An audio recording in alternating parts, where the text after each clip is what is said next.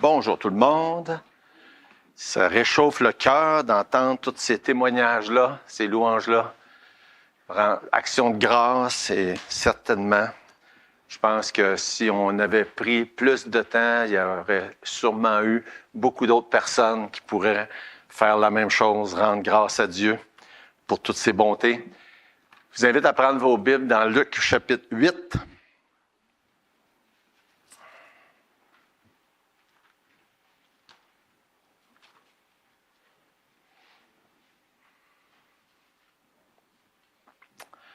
La dernière fois, on a vu la parabole du sommeur.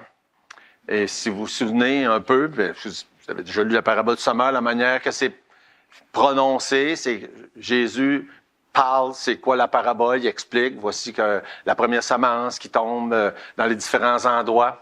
Puis ensuite, il prend le temps de l'expliquer. Entre les deux, il y a une question des disciples qui demandent l'explication. Fait que ça, c'est grosso modo qu'est-ce qu'on a vu la semaine dernière, dans Luc au chapitre 8, à partir du verset 5, Jésus dit la parabole.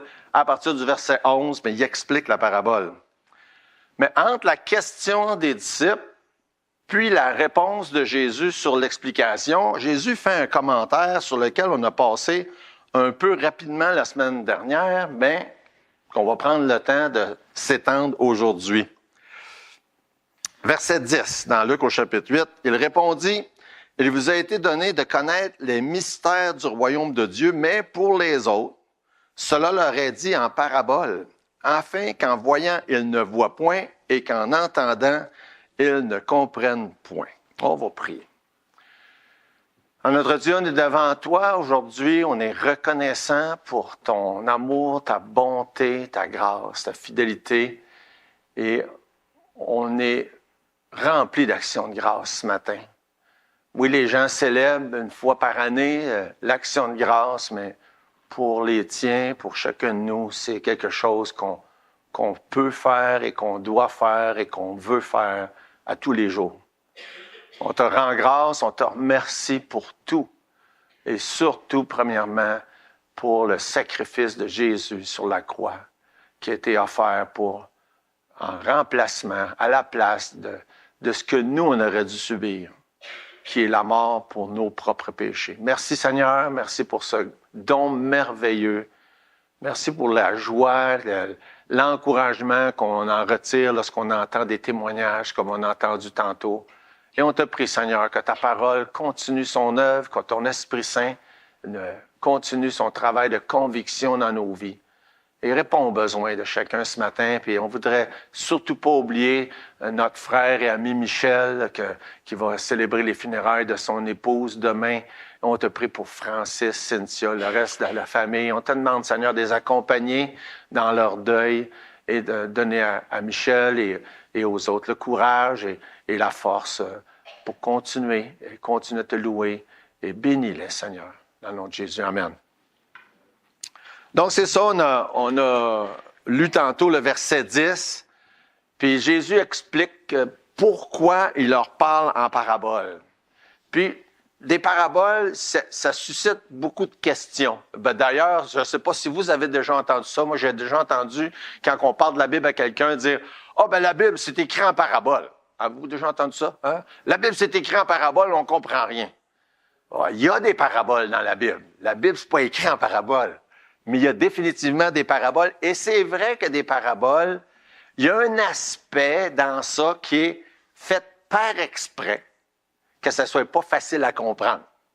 C'est d'ailleurs pourquoi les disciples vont voir Jésus puis demandent « Peux-tu nous expliquer ce que ça veut dire? » Maintenant, eux, il y avait cette option-là.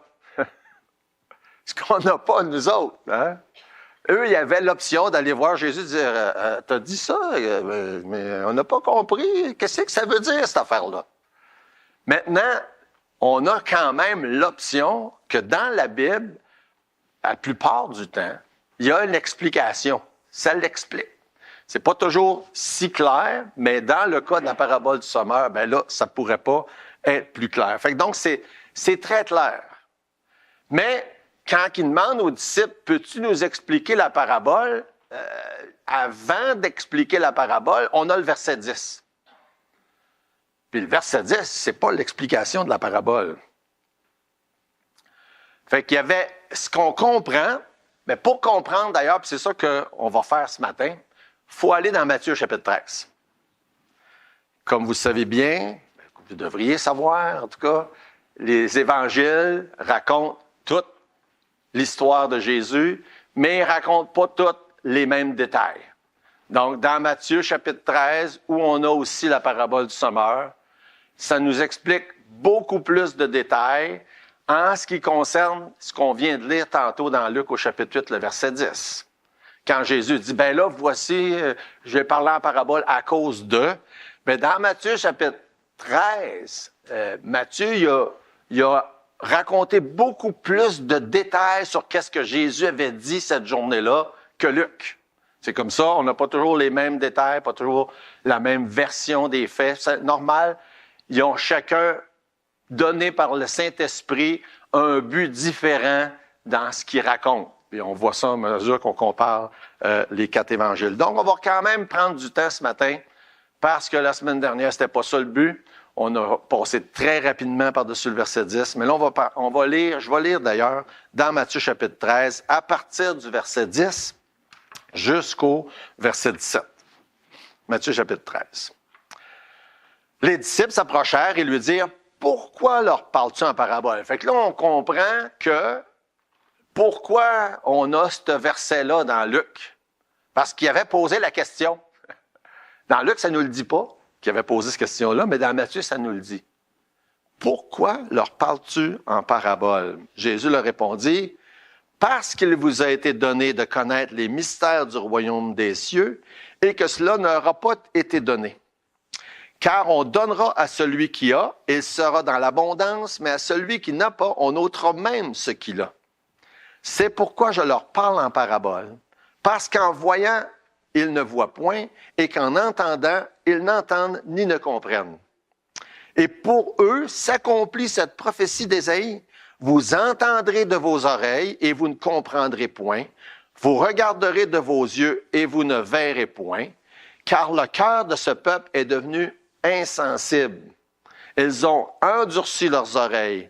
Ils ont fermé leurs yeux, de peur qu'ils ne voient de leurs yeux, qu'ils n'entendent de leurs oreilles, qu'ils ne comprennent de leur cœur, qu'ils ne se convertissent et que je ne les guérisse. Il y a beaucoup de choses dans ce verset-là. Mais heureux sont vos yeux parce qu'ils voient et vos oreilles parce qu'elles entendent.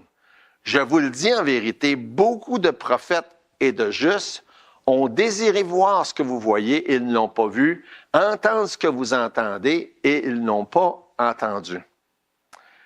Il y a beaucoup de choses dans ces quelques versets-là. La première chose à considérer, c'est que la compréhension des mystères de Dieu est donnée par Dieu. Et ça, c'est un élément qu'on retrouve dans toute la parole de Dieu. On est en train de parler encore une fois de la souveraineté de Dieu ici. C'est donné par Dieu. C'est Dieu qui permet à quelqu'un de comprendre ou de ne pas comprendre. Puis il nous dit pourquoi que ça a été fait comme ça. Au verset 15, par exemple, ça dit « Parce que ce peuple-là est devenu insensible. » Le cœur de ce peuple est devenu insensible. Son peuple, dans l'Ancien Testament, est devenu insensible à ce que Dieu disait. Et là, Jésus est en train de parler d'un sujet vraiment passionnant, qui est le grand plan de Dieu souverain, de comment toute l'histoire s'est passée, comment Jésus est venu sur la terre, né d'une vierge, comment il est né dans une famille juive, évidemment, puis il était le Messie, le roi des Juifs. Mais que les Juifs, son peuple, à l'époque, par ses dirigeants, ne l'ont pas reçu. Ils l'ont rejeté comme le roi, ils l'ont rejeté comme Messie. Et c'est vraiment particulièrement intéressant de noter que Matthieu chapitre 13, les mystères du royaume des cieux dit en parabole, puis là Jésus explique pourquoi il dit en parabole. Ça se passe tout de suite après ce qu'on retrouve à la fin du chapitre 12 de Matthieu, où est-ce que les dirigeants du peuple commettent le blasphème contre le Saint-Esprit, puis officiellement rejettent Jésus en disant c'est pas Dieu, puis c'est pas l'Esprit Saint qui lui permet de faire ces choses-là, c'est le diable. Puis Jésus, vous vous souvenez, qu'est-ce qu'il dit à la fin de Matthieu chapitre 12? Il dit ça vous sera pas pardonné. Et on réfère à ce moment-là, à cet événement-là, comme étant le point tournant. Où est-ce que tout de suite après le chapitre 13, il commence à parler en parabole, puis il explique, suite à la question des disciples, pourquoi il leur parle en parabole. Il dit, parce que je ne veux pas qu'ils comprennent. Je ne veux pas qu'ils se convertissent. Pourquoi? Parce que leur cœur est devenu tellement insensible, comme ça dit au verset 15, ils ne veulent pas de Dieu dans leur vie. Et fait que on va continuer, vous allez voir, puis il fait référence tantôt, on va voir ça à des prophéties d'Ésaïe, particulièrement au chapitre 6. Et ça, c'est vraiment un passage, un des beaux passages où on voit Dieu présenté dans l'Ancien Testament. Fait qu'ils n'ont pas voulu comprendre. Et là, le plan de Dieu se met en branle et tout à coup, on va voir à mesure qu'on avance, le focus est plus sur le peuple de Dieu national qui sont les Juifs, mais le focus par après devient l'Église, devient les nations. Mais malgré tout ça, malgré qu'il les a mis de côté pendant un certain temps, comme on voit aussi dans la parole de Dieu, dès que l'Évangile commence à être prêché, c'est quand même dit spécifiquement pour le salut dans Romains chapitre 1, verset 16, pour le salut des Juifs, premièrement. Il ne les a pas mis complètement de côté pour les oublier, mais il les a mis de côté temporairement. Mais l'Évangile était pour eux, premièrement. Fait que c'est vraiment c'est nécessaire de comprendre le contexte de Matthieu chapitre 13, que ça vient tout de suite après que officiellement ils ont rejeté Jésus comme Messie. Donc au verset 11, dans Matthieu 13, il dit « Parce qu'il vous a été donné de connaître les mystères du royaume des cieux et que cela ne leur a pas été donné à eux, eh bien voici, je vais vous expliquer tout ça, Jésus leur dit. » Maintenant, qu'est-ce que ça veut dire de connaître les mystères du royaume des cieux? On pourrait juste prendre ça puis s'étendre très longtemps parce qu'il y a toutes sortes, vous commencez à lire sur ce sujet-là, vous allez trouver toutes sortes d'explications. Il y en a qui vont donner un sens très spécifique à mystère du royaume des cieux. Je dois vous dire, je ne suis pas capable de rendre ça très spécifique à un aspect.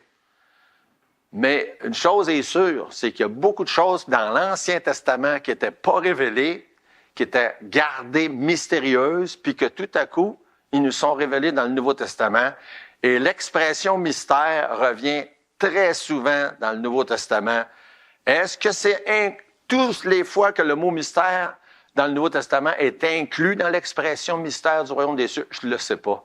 Mais on va quand même faire le tour d'en regarder quelques-unes pour voir qu'il y a beaucoup de ces choses-là qui sont mystérieuses, qui n'étaient pas révélées avant, puis qui maintenant sont révélées.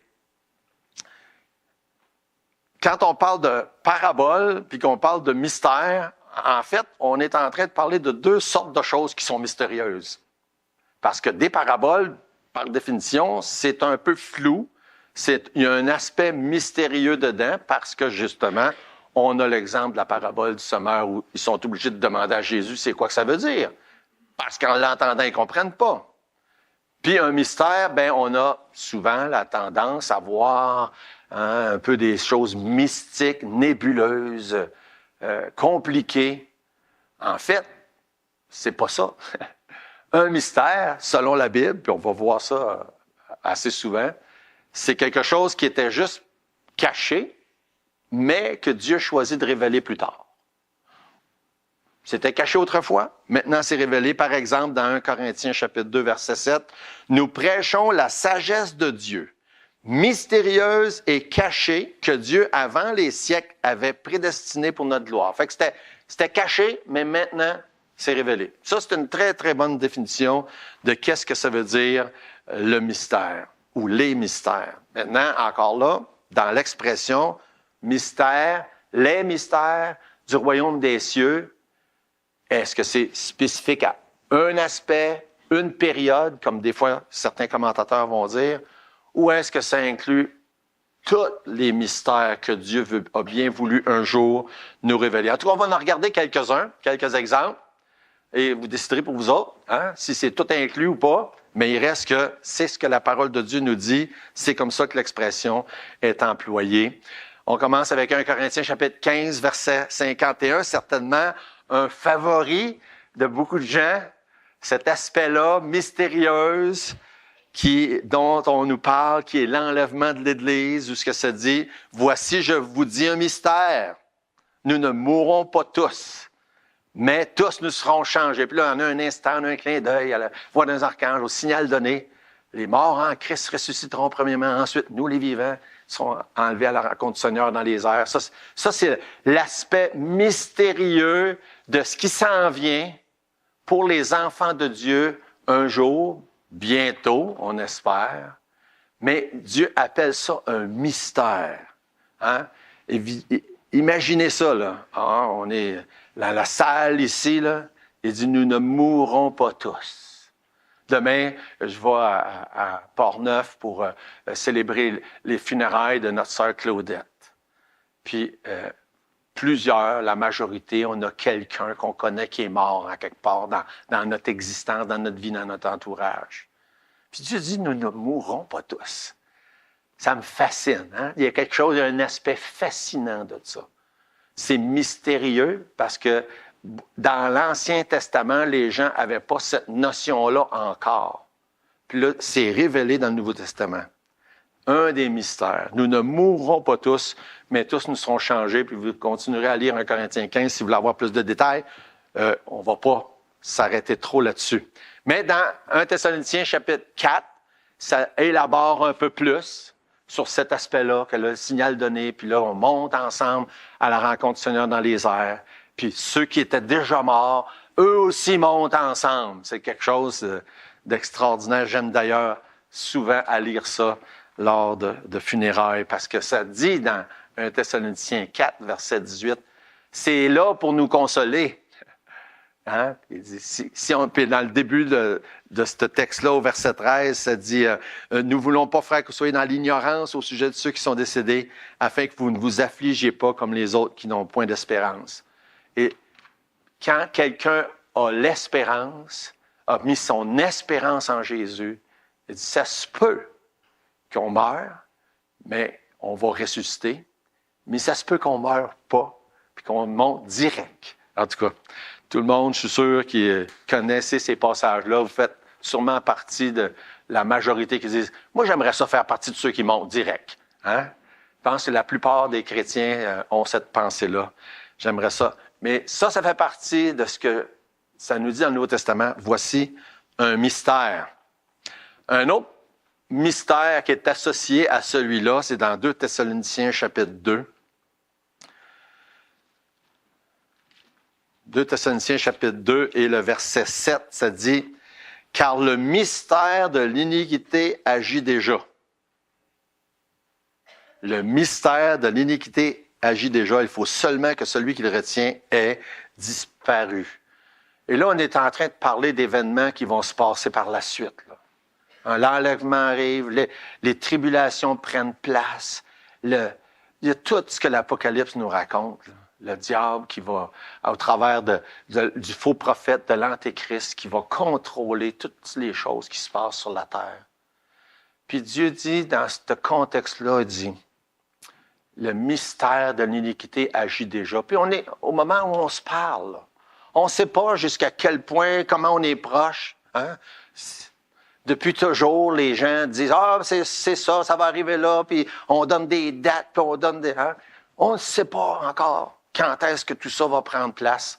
Mais ça dit le mystère de l'iniquité agit déjà. Imaginez-vous, autant que Paul l'écrit, ça agissait déjà.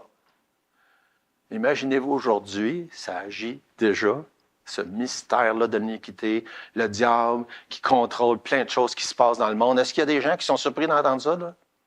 Que le diable contrôle plein de choses qui se passent dans le monde aujourd'hui? Non, c'est pas compliqué à constater ça. Puis ça dit au verset 8, « Alors paraîtra l'impie. » Là, ça c'est pas encore fait, là, mais ça va se faire Alors paraîtra l'impie que le Seigneur Jésus détruira par le souffle de sa bouche, qu'il écrasera par l'éclat de son avènement. Il dit, le mystère de l'iniquité agit déjà. Il faut seulement que celui-là qui le retienne ait disparu. La seule personne qu'on peut penser qui pourrait retenir tout ça, que ça prenne place, c'est le Saint-Esprit. Hein? Le Saint-Esprit est venu à la Pentecôte. Puis un jour, le Saint-Esprit va partir, mais que l'Église parte. Il est venu sur la terre à la Pentecôte. Puis il va disparaître un jour. Puis là, tout ça va commencer à se manifester d'une manière que seulement quand on lit l'Apocalypse, on peut comprendre certains des détails de ça. Le mystère de l'iniquité agit déjà. Dieu a décidé de nous révéler le mystère, mais c'est encore mystérieux quand est-ce que ça va arriver. Hein? Il ne nous a pas dit quand. Mais il nous révèle plein de choses sur qu'est-ce qui s'en vient, qu'est-ce qui va se passer. Un autre beau mystère dans Éphésiens chapitre 5 et le verset 52.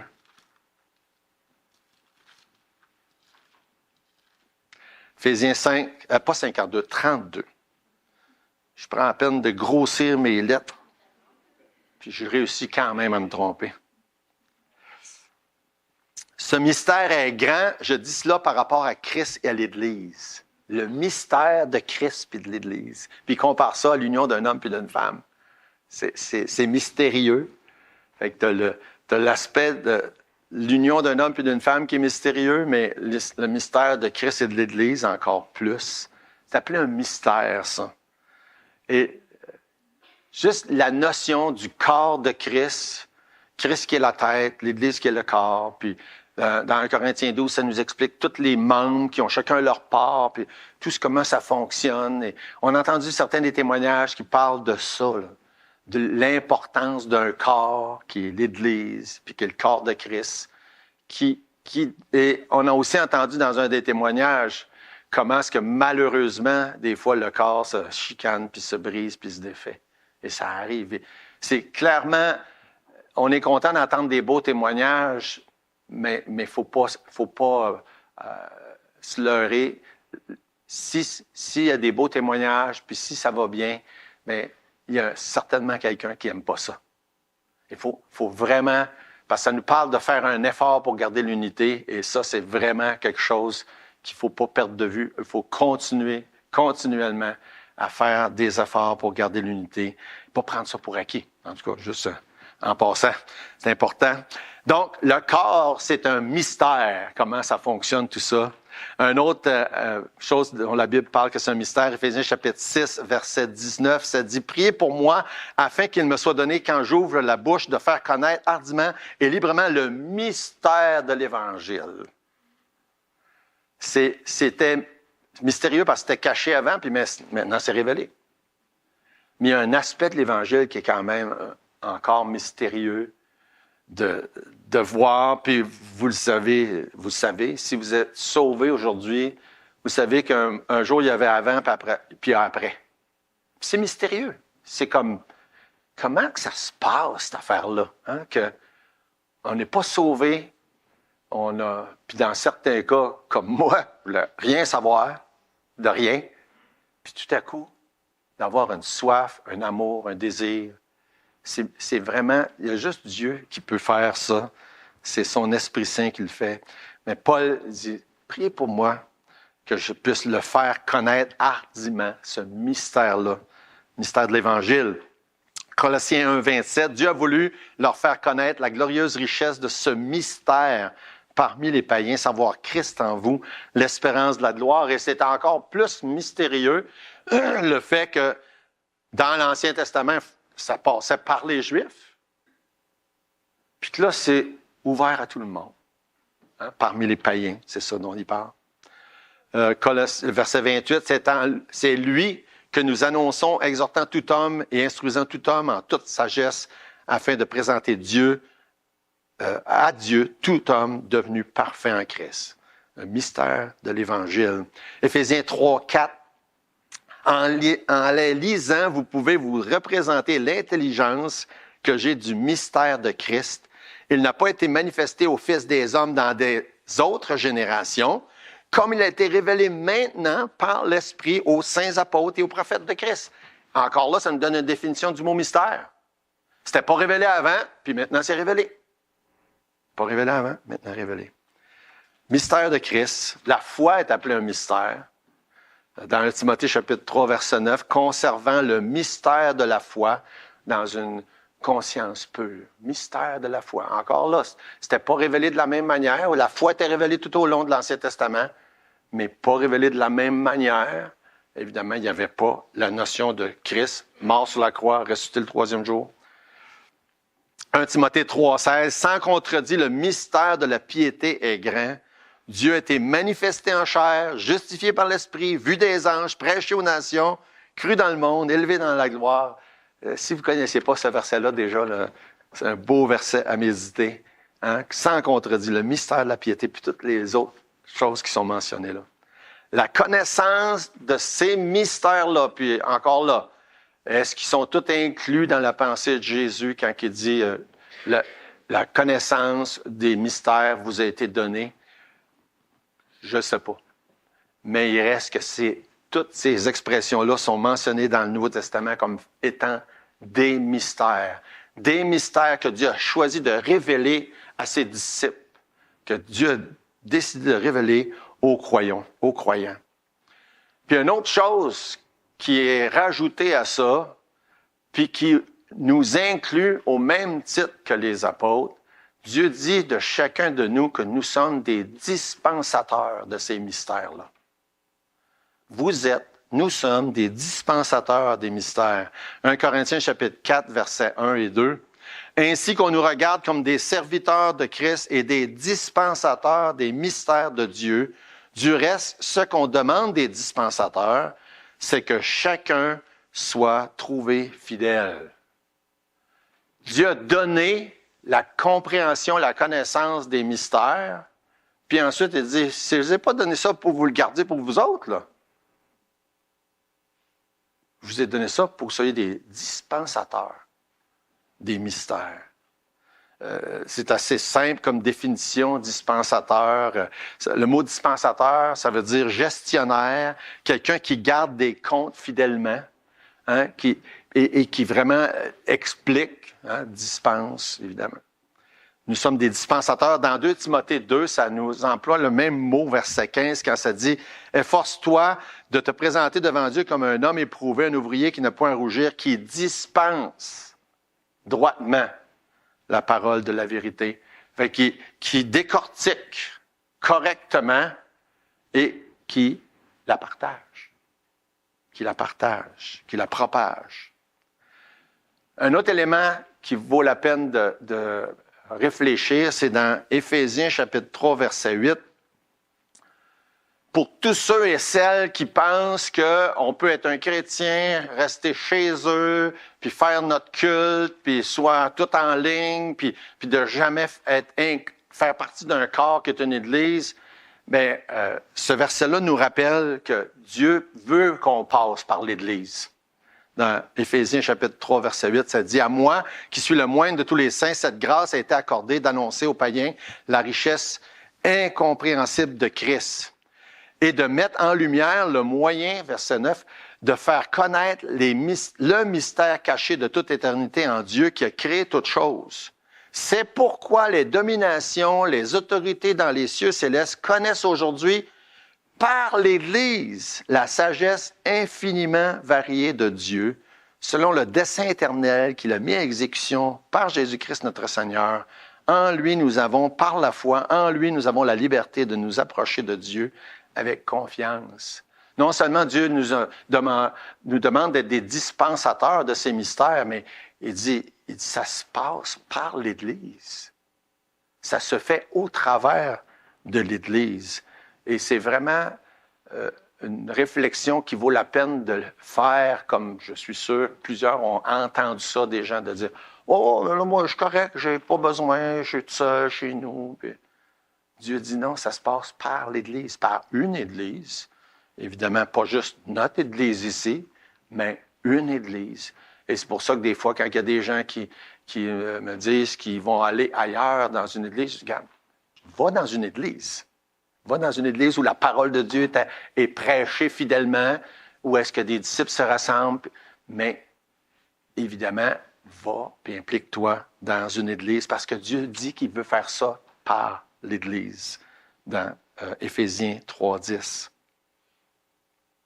Ça nous ramène à cet aspect-là, puis ça, c'est un autre sujet qu'on pourrait... L'importance de l'Église locale. On revient à Matthieu 13 en passant, là, parce que possiblement que vous n'étiez plus là. Matthieu 13, versets 14 et 15. On l'a lu tantôt, mais là, Jésus prophétise qu'est-ce qui va mener à la transition de l'Ancien vers le Nouveau Testament. Puis c'est dans ce contexte-là qu'il fait référence à la prophétie d'Ésaïe. Puis là, il cite Ésaïe chapitre 6. Matthieu 13, versets 14 et 15. Pour eux, s'accomplit cette prophétie d'Ésaïe. Hein? Ils sont endurcis le cœur, puis ils n'ont pas voulu le Messie. Pour eux, s'accomplit cette prophétie d'Ésaïe. Vous entendrez de vos oreilles et vous ne comprendrez point. Vous regarderez de vos yeux et vous ne verrez point. Car le cœur de ce peuple est devenu insensible. Ils ont endurci leurs oreilles, ils ont fermé leurs yeux, de peur qu'ils ne voient de leurs yeux, qu'ils n'entendent de leurs oreilles, qu'ils ne comprennent de leur cœur, qu'ils ne se convertissent et que je ne les guérisse. Fait il y a deux étapes. Eux se sont endurcis, puis après ça, Jésus dit, ben moi d'abord, je ne veux pas qu'ils entendent. C'est quelque chose quand on pense à ça, là. Hein, on va revenir là-dessus tantôt. On va commencer par regarder Ésaïe chapitre 6. Ésaïe chapitre 6, verset 8, ça dit « J'entendis la voix du Seigneur disant, qui enverrai-je? Qui marchera pour nous? » Et j'ai répondu, « Me voici, envoie-moi. » On connaît juste Ésaïe 6, la vision dans le temple, c'est majestueux, c'est glorieux, les anges, puis la fumée, puis hein, il y a quelque chose d'Ésaïe 6 là, de vraiment spécial. Hein. Puis là, tu as Ésaïe qui se fait lui-même toucher par Dieu, puis Dieu qui dit « Qui c'est que je vais envoyer pour annoncer tout ça? » Puis là, je suis prêt à y aller, moi. Je suis prêt à y aller. En tout cas, il y a beaucoup de belles applications dans Ésaïe chapitre 6. Et là, verset 9, Dieu dit à Ésaïe « Ouais, c'est beau, vas-y. Vas-y annoncer les belles choses. » Mais ils n'entendront pas, puis ils ne comprendront pas, puis ils ne voudront rien savoir. Quand on lit les prophètes, comme Ésaïe, Jérémie, plusieurs autres, il n'y avait pas une job facile. Puis dans ce cas-là, Dieu dit d'avance. Il dit, vas-y, je veux que tu l'annonces, mais je te dis d'avance, ils ne voudront rien savoir. C'est difficile d'imaginer des années à faire ce genre de ministère-là, puis de passer ça. On a qu'à lire Élie, par exemple, qu'est-ce que lui passe au travers, Jonas, et plusieurs autres, là, qui ont des vies où ils doivent annoncer, mais qu'à un moment donné... des fois, Jonas, vers la fin, ça a bien été, mais il reste que... ils ont eu des moments très pénibles. Dieu dit à Ésaïe, « Va, dis à ce peuple, vous entendrez, vous ne comprendrez point, vous verrez et vous ne saisirez point. » Puis là, Jésus cite ce passage-là quand il explique aux disciples dans Matthieu 13. C'est ce qu'il cite, le passage d'Ésaïe chapitre 6. Moi, j'aime ça faire le lien aussi avec Ésaïe 28, puis 1 Corinthiens chapitre 14. Parce que dans 1 Corinthiens chapitre 14, il fait allusion à l'invasion des Assyriens qui sont venus, puis qui parlaient une langue étrangère, puis ils n'ont rien compris. Hein? Ésaïe dit, Dieu dit à Ésaïe, tu vas leur dire, puis ils ne comprendront pas, ils n'accepteront pas. Puis plus tard, dans le chapitre 28, c'est un autre signe de Dieu qui dit, là, c'est encore pire, parce que là, les gens d'une autre nation vont venir, avec une autre langue. C'est sûr qu'ils ne comprendront pas. Mais ils ne comprenaient pas quand Ésaïe leur parlait dans leur langue. Puis dans Ésaïe 28, c'est une autre prophétie, puis un autre signe qui est utilisé par Paul dans Corinthiens 14, qui dit le don des langues, c'est ça. Ça, c'est juste une explication pour le don des langues, très, très, très rapide. Là. Le don des langues, c'est ça. C'est un symbole pour dire, regarde, vous allez entendre quelque chose que vous ne comprendrez pas. Puis ça veut dire quoi? Bien, c'était le signe pour dire que Dieu est en train de mettre Israël de côté. Et c'est ce qui s'est passé. Puis un autre tantôt, on prendra plus de temps là-dessus, mais intéressant. Romains chapitre 11, verset 25. « Car je ne veux pas, frères, que vous ignoriez ce mystère, afin que vous ne vous regardiez point comme sages. » Ça, il parle à vous et à moi, là. C'est un mystère. Qu'est-ce qui s'est passé? Une partie d'Israël est tombée dans l'endurcissement jusqu'à ce que la totalité des païens soit entrés. Puis ensuite, Jésus va revenir, puis là, un reste des Juifs vont l'acclamer comme Messie. Une partie tombée dans l'endurcissement temporairement pour un jour être repris par Dieu lorsqu'il vient pour son royaume. Il dit ça, c'est un autre mystère. Hein? Ça fait partie de l'explication de Jésus dans Matthieu 13, puis c'est un autre mystère. Verset 15 encore dans Matthieu 13, un élément important qu'il ne faut jamais oublier, la responsabilité revient à chaque être humain. Il dit, ils se sont endurcis, ils se sont fermés les yeux, ils se sont fermés les oreilles. Puis c'est pour ça qu'est-ce qui leur arrive. On croit dans la souveraineté de Dieu, mais on croit aussi que c'est la responsabilité de chaque être humain de répondre positivement à l'appel de Dieu, puis que Dieu va demander des comptes. C'en est juste un exemple dans Matthieu 13, 15. Ils ont endurci leurs oreilles, ils ont fermé leurs yeux. Chacun est responsable devant Dieu. Il n'y a pas personne qui va pouvoir dire, vous l'entendez, si la souveraineté de Dieu est vraie, c'est sa faute. C'est sa faute si une personne ou l'autre n'est pas sauvée. Non, on ne peut pas blâmer Dieu. Et ça a répété ça de plusieurs manières, plusieurs places dans la Bible. Qu'est-ce que tu es, toi, pour blâmer Dieu? Personne ne peut blâmer Dieu. C'est trop facile de rejeter le blâme sur quelqu'un d'autre, puis sur Dieu, évidemment. La plupart des gens, c'est ce qu'ils voudraient faire. Puis dans Philippiens chapitre 2, ça nous dit, il n'y a pas personne qui va oser un jour élever la voix. Puis toute bouche, toute langue va confesser que Jésus est Seigneur. Ceux qui sont sauvés et ceux qui ne sont pas sauvés vont un jour tous confesser que Jésus est Seigneur. Personne ne va pouvoir blâmer Dieu. Toujours dans le verset 15, il vient un temps où est-ce que Dieu dit c'est assez. Dieu dit c'est assez. Et c'est ce qui est arrivé. Le passage de l'Ancien vers le Nouveau Testament, Dieu dit c'est assez. J'ai tout voulu leur donner, j'ai tout voulu faire pour eux, ils ont rejeté. C'est pour ça que les paraboles du mystère du royaume des cieux sont proclamés dans Matthieu chapitre 13, tout de suite après l'événement qu'on lit dans la fin du chapitre 12. Il vient un temps. Historiquement, il y a de ces moments-là, il y a plusieurs moments dans l'histoire. Hein? Prenons par exemple dans Genèse, quand que le déluge est en train de se préparer. Où ce que Noé a la responsabilité d'avertir puis d'annoncer. Puis là, il y a un verset là, qui dit « Et Dieu ferma la porte de l'arche. »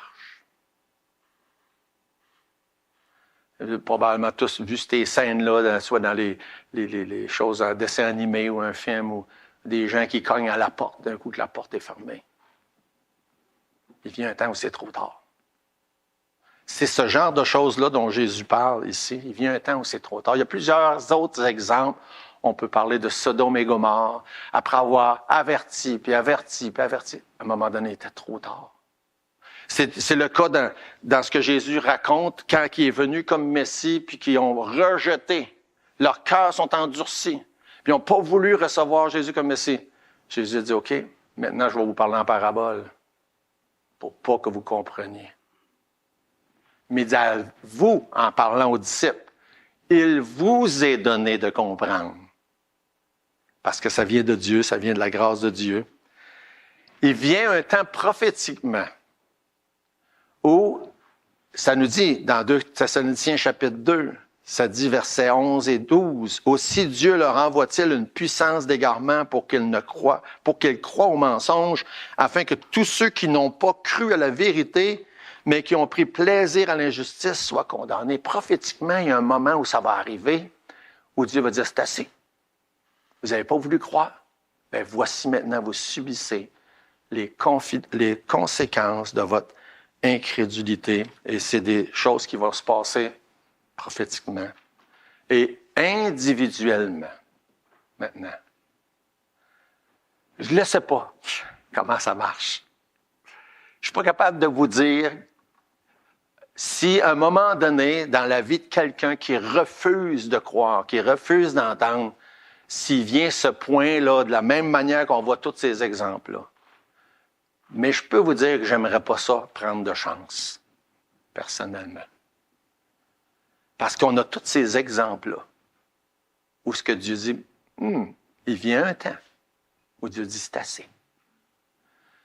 Et je voudrais profiter de l'occasion pour vous exhorter ce matin, si vous êtes en train de remettre ça plus tard.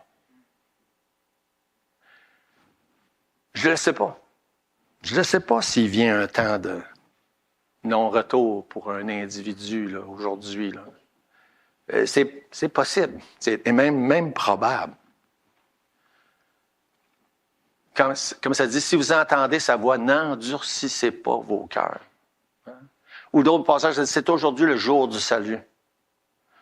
Si Dieu vous a parlé, si vous avez compris que le salut, ça passe par la foi en Jésus, dans son sacrifice, dans son sang qui a été versé à la croix, et que vous êtes pécheurs, puis qu'on est tous pécheurs privés de la gloire de Dieu, la seule alternative, c'est de placer sa foi en Jésus. Attendez pas qu'il soit trop tard. Un jour ou l'autre, il va être trop tard parce que l'enlèvement va avoir lieu. Ou un jour ou l'autre, il va être trop tard parce que vous ne serez plus de ce monde. Mais en attendant, eh bien, saisissez l'occasion. Parce qu'on a tous ces exemples-là dans la parole de Dieu. Fait que Jésus dit que la connaissance des mystères, c'est quelque chose que lui donne. Ces mystères-là sont nombreux. On est des dispensateurs des mystères. L'Église est garante de ces mystères. Jésus nous explique comment est-ce que ça s'est passé à la transition de l'Ancien puis du Nouveau Testament. Chacun est responsable devant Dieu. Et attendez pas que c'est trop tard. Prions. Notre Dieu, merci pour la parole qui nous enseigne toutes ces choses-là. Je te prie que tu puisses toucher les cœurs de chacun, chacune. Et bénis, Seigneur. Et merci pour tout ce que tu fais, tout ce que tu as fait. Dans le nom de Jésus, amen.